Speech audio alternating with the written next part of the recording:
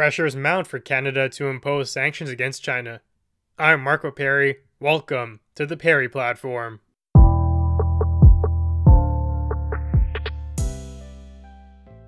The Globe and Mail reports that the federal government is facing pressures from a variety of sources to enact sanctions against China.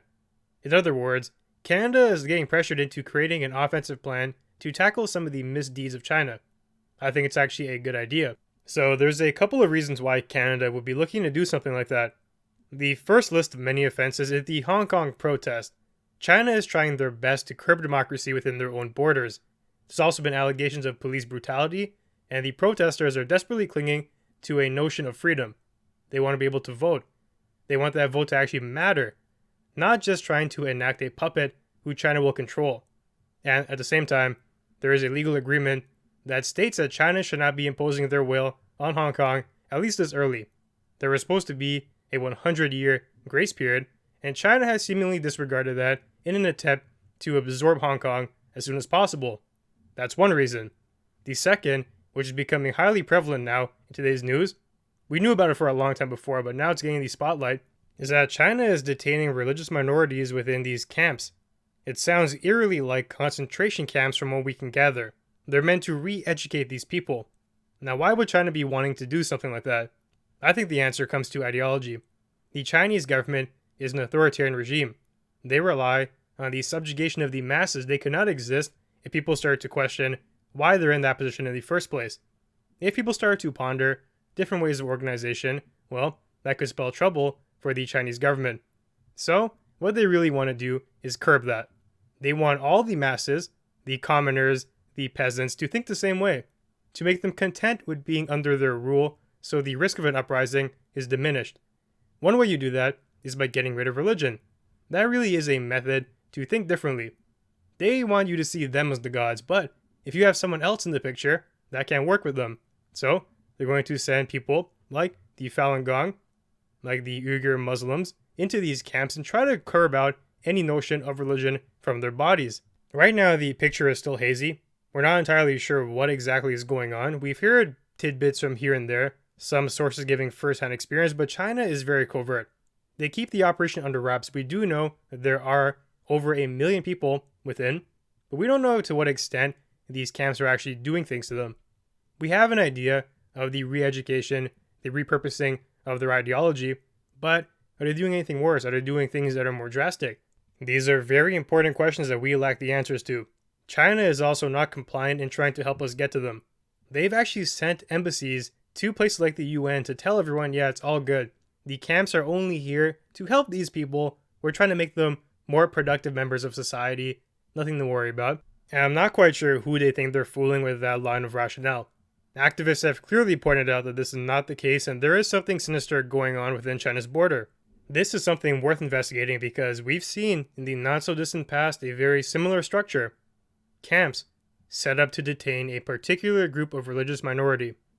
That's not a good sign, and even if they're trying to reintegrate members into society, as they claim, this is not the way to do it. You don't forcibly subject people to enter a camp, and you do what to them exactly in there. There are better ways to go about what they're talking about, and this is not the way to do it. Families are trying to reach out to the media, and they're trying to tell their story. That they have people who they love who are disappearing from the household, and they don't know what's going on to them. They haven't seen them in such a long time, and they really fear for their well-being. These are valid concerns, and at the very least, China should be committing to open investigations, but they haven't. That's another red flag as to what's really going on. In the absolute best case, this is a human rights violation, and in the worst case, it can be a massacre. That's left to be determined. So if you thought that was rough, there's still a couple more reasons why Canada might be inclined to impose some sanctions on China. Another piece of information is that 2 Canadians are still being detained in China from the Huawei scandal.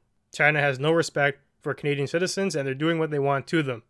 That is not acceptable either. And finally, there's something to be said about China's bullying tactics. As we're going to see later, they tried again on Canada. But first, let's talk about what they've already done. With the Huawei incident, China tried to impose some harsh economic sanctions on us. They tried to kill our canola industry. They went after our pork, went after our soy. A lot of our products that we shipped to them were going under risk of bankruptcy because they are a major trading partner. Without them, who is going to make up that deficit? China knows this, and it's true for a lot of countries, and they're going to use that to get their way. They're going to tell you, if you do not cooperate with our demands, we're going to hurt you economically. We're going to make your economy crumble. And as a result, we know you're going to come to our demands because you don't want that to happen to you. It's not fair trading. It's not effective bargaining. And it really is a threat. That's all they do when dealing with countries of a lesser stature. With America, it's a different story. That's one country who can afford to go a full-on trade war against China. But imagine Canada in that same position. First of all, they wouldn't really care too much because we are a small economy and they could cripple us in a matter of months. Not the ideal scenario, and we can't let that stand. There is an answer to this though, that is to band together. If countries unite, China cannot afford to not trade with everybody. There has to be a unity here and a united front. If we can accomplish that, China will fall to our demands now, and we can flip the table around on them. Otherwise, if we let things go their current course, countries are going to remain with that constant shadow in the back of their mind. Am I going to upset China with this move, and is it worth it economically? That is no way for anybody to be living. So, now before we get into this strategy here of using sanctions, let's explain what exactly those are. A sanction is basically a fancy word for a penalty. You can have an economic sanction, an international sanction, legal sanctions, whatever you want. The idea is that these penalties, or sanctions, will keep other players from breaking the rules because incurring the negative consequences would not be worth it. If we say, we're going to impose sanctions on you if you keep your camps up and keep detaining people, well, what are the economic sanctions? If they're going to cripple your economy, the government might reconsider their whole approach. They might say it's not worth it to go down that route, so we're going to cancel these camps. Obviously, you would need some major consequences to rattle China, given their size, but right now, Canada is entertaining the idea of two different types of sanctions. The first one really is an individual ambassador type sanction, and the second is the economic type. So in regards to the first one, the sanctions against the officials, Canada has laws that allow us to freeze assets and ban travel for human rights abusers from around the world. Certain Chinese politicians definitely fit that criteria, and we've used this clause before on officials from the likes of Russia, Saudi Arabia, South Sudan, etc. But in the grand scheme of things, this is not the worst penalty possible. So maybe we freeze some assets of people who even are holding assets in Canada. That will not be all the officials, and we ban travel into Canada. I'm not too sure a lot of officials will buckle at that. They might laugh it off, but despite all of that, the Chinese government is still taking it somewhat seriously, and they gave a response to this threat.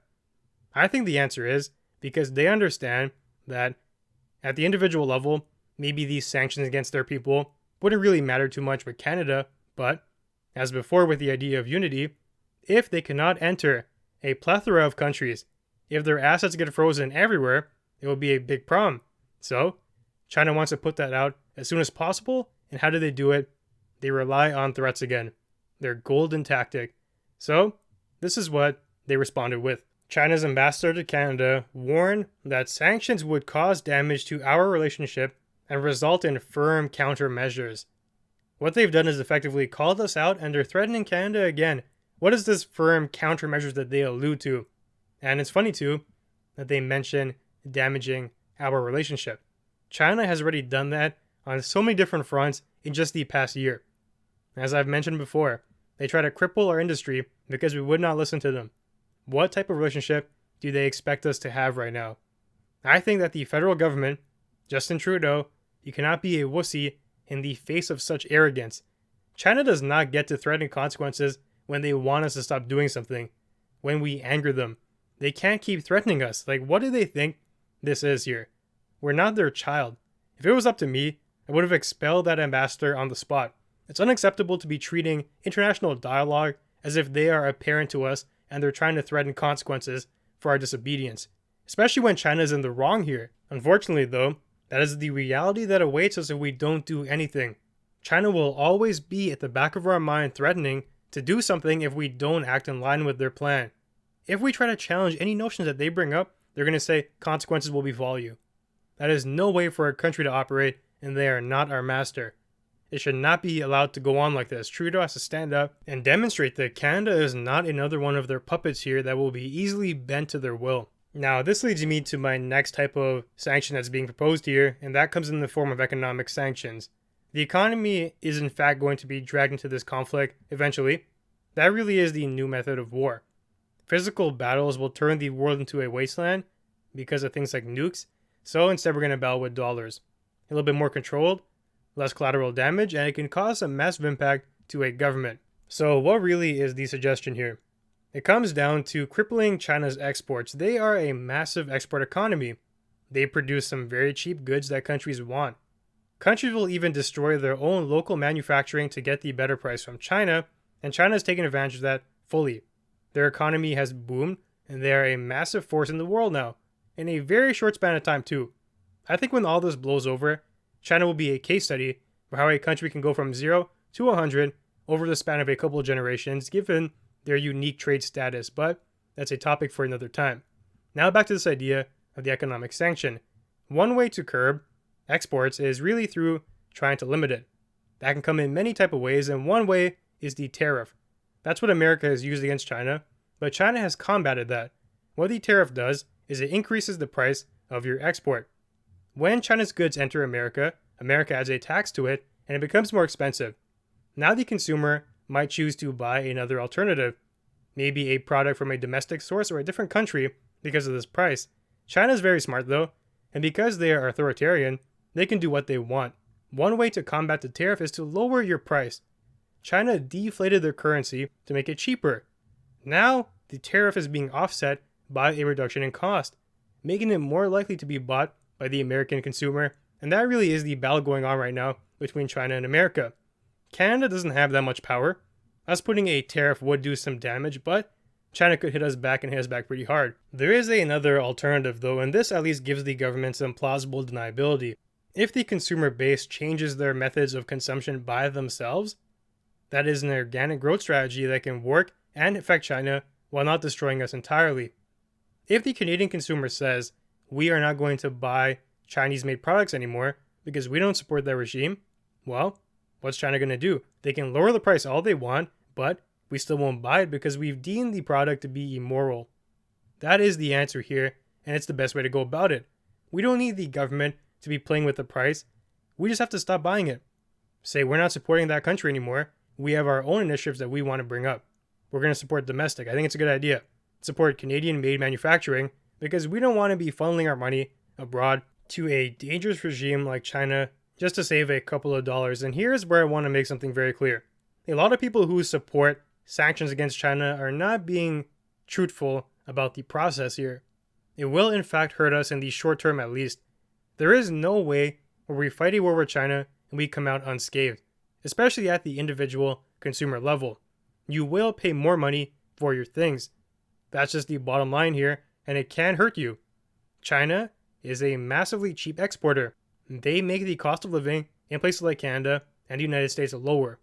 It's an amazing thing, but it's coming from a dastardly regime, and there's a hidden price there. It is supporting corruption. This is a challenge that we're going to have to face, and we're going to have to be willing to accept. The government has to make it very clear. This is where America messed up in my regard. They did not explain the context of the trade war. People were feeling the effects of higher priced goods. Why is our steel going up? Why is food pricing going up? Why is the economy seeming to suffer? Well, now it's bounced back, but there was a point in time where people were saying the trade war is failing. The economy is going down.